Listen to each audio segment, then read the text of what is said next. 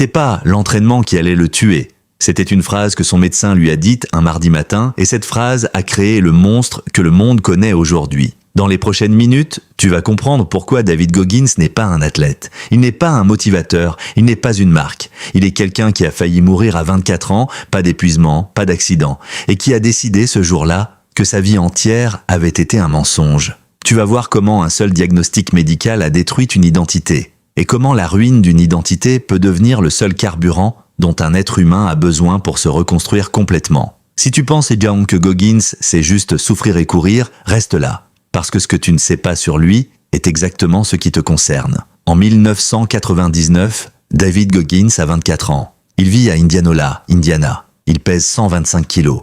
Il travaille de nuit comme exterminateur de cafards. Exterminateur de cafards, la nuit, à 125 kilos. Il se réveille le matin avec une odeur de produits chimiques dans les habits, du chocolat chaud dans la main et une émission de télévision allumée pour oublier que sa vie ne ressemble à rien de ce qu'il voulait. Ce n'est pas une métaphore, c'est l'adresse exacte de là où il en était. Pourtant, Goggins avait essayé. Il avait tenté de rejoindre les forces spéciales de l'armée de terre 2 ans plus tôt. Il avait échoué. Pas à cause du physique, à cause de sa tête. À cause d'un passé d'abus, de violence domestique, d'humiliation scolaire tellement profonde qu'il avait appris à lire à 16 ans. 16 ans. Et là, à 24 ans, il s'était installé dans quelque chose de pire que l'échec. Il s'était installé dans le confort de l'échec. Le type d'endroit où tu sais que ta vie est foutue, mais où tu as arrêté de te battre contre cette idée. C'est dans cet état qu'il a vu, un soir à la télé, une émission sur les Navy Seals en entraînement Bud/S.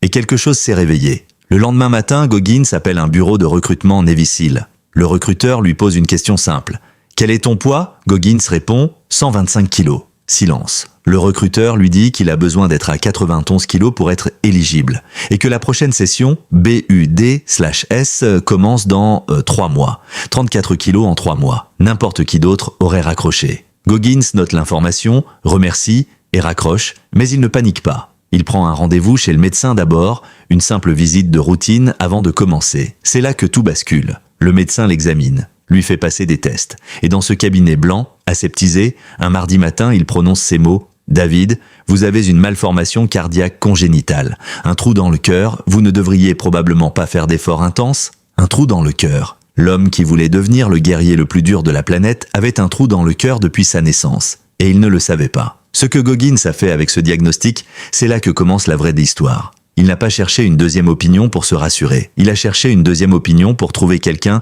qui lui dirait qu'il pouvait quand même le faire. Pas pour nier la réalité médicale, mais parce qu'il avait décidé quelque chose de fondamental. Le diagnostic n'était pas une sentence, c'était une information. Et cette information ne changeait pas sa décision. Elle changeait seulement la façon dont il allait y arriver. Il a trouvé un cardiologue qui lui a confirmé le risque, réel, documenté, mais qui lui a aussi dit qu'avec un suivi rigoureux et une progression contrôlée, il pouvait s'entraîner, pas qu'il devrait, qu'il pouvait. Goggins a entendu « il peut » et il a effacé le reste de la phrase « les 34 kilos en 3 mois ». Ce n'est pas du cardio modéré. Goggins s'est mis à courir 2 fois par jour, à vélo, à nager, avec un trou dans le cœur et à manger avec une précision militaire. Il a perdu 34 kilos en exactement 11 semaines et 6 jours. Pas en 3 mois, en moins de 3 mois. Quand tu comprends que son cœur pouvait s'arrêter à tout moment pendant cet entraînement, le chiffre ne ressemble plus à une performance sportive. Il ressemble à quelque chose d'autre. Il a utilisé la peur, pas contre lui, pour lui. Goggins a parlé de ce moment dans son livre Can't Hurt Me. Il dit que le diagnostic l'a libéré d'une façon paradoxale. Parce que si son cœur pouvait l'emporter n'importe quand, alors attendre d'être prêt n'avait aucun sens. Le risque d'agir était exactement égal au risque de ne pas agir. Cette idée-là, le risque de l'inaction est identique au risque de l'action, est l'une des choses les plus dangereuses et les plus utiles que tu puisses intégrer dans ta tête. Voilà ce que personne ne te dit sur cette histoire. Goggins a réussi à intégrer les Navy Seals. Il a survécu au BUD/S.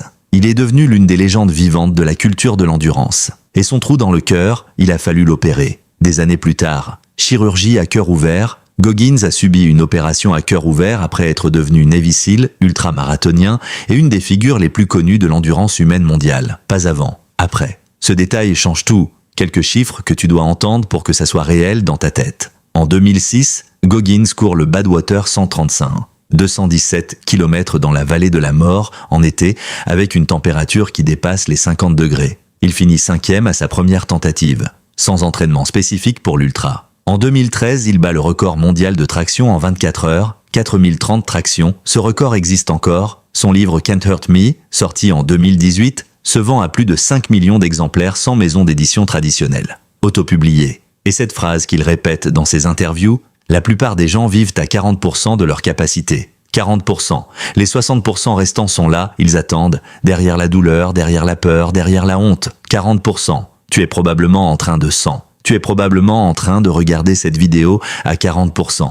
Voilà la vraie révélation de cette histoire. David Goggins ne s'est pas transformé malgré son trou dans le cœur, il s'est transformé à cause de lui, parce que ce diagnostic lui a retiré la seule chose qui le maintenait en sécurité dans son existence d'exterminateur de cafards à 125 kilos, l'illusion qu'il avait encore du temps, l'illusion qu'il pouvait commencer plus tard, qu'il pouvait attendre d'être prêt, qu'il y aurait un meilleur moment. Son médecin, ce mardi matin, lui a volé cette illusion, et c'est le plus beau cadeau qu'on puisse recevoir. Toi, tu n'as pas de diagnostic médical ce matin, pas de rendez-vous qui te dit que le temps est compté. Et c'est précisément pour ça que tu procrastines, précisément pour ça que tu attends, précisément pour ça que tu vis à 40%, parce que ton cerveau pense qu'il y a un demain certain. Il n'y en a pas, il n'y en a jamais eu. Goggins aurait pu entendre « trou dans le cœur » et rentrer chez lui, reprendre son chocolat chaud, appeler le recruteur pour annuler, personne ne l'aurait jugé. La médecine était de son côté, le bon sens était de son côté. Il a choisi autre chose. Il a choisi de traiter la peur comme une boussole. Si quelque chose lui faisait peur, c'était exactement là qu'il devait aller. Et cette philosophie, cette seule décision de 24 ans prise dans un cabinet médical avec une mauvaise nouvelle, est devenue le moteur de tout ce qui a suivi. La question que je te pose, et que tu dois te poser, quelle est la phrase que tu attends d'entendre pour commencer ? Quel est le diagnostic que tu espères ne pas recevoir pour enfin bouger ? Parce que peut-être, tu n'as pas besoin d'attendre ce moment-là. Si cette vidéo t'a fait quelque chose, pas juste c'était intéressant, mais quelque chose de physique dans ta poitrine, alors tu sais exactement quoi faire avec ça. Ne laisse pas cette sensation disparaître dans la prochaine vidéo recommandée. Fais une chose aujourd'hui, une seule, celle que tu repousses tes quarts depuis le plus longtemps. Pas demain, pas après cette vidéo, maintenant. Parce que Goggins avait un trou dans le cœur, toi tu n'as que des excuses. Et les excuses, ça se répare.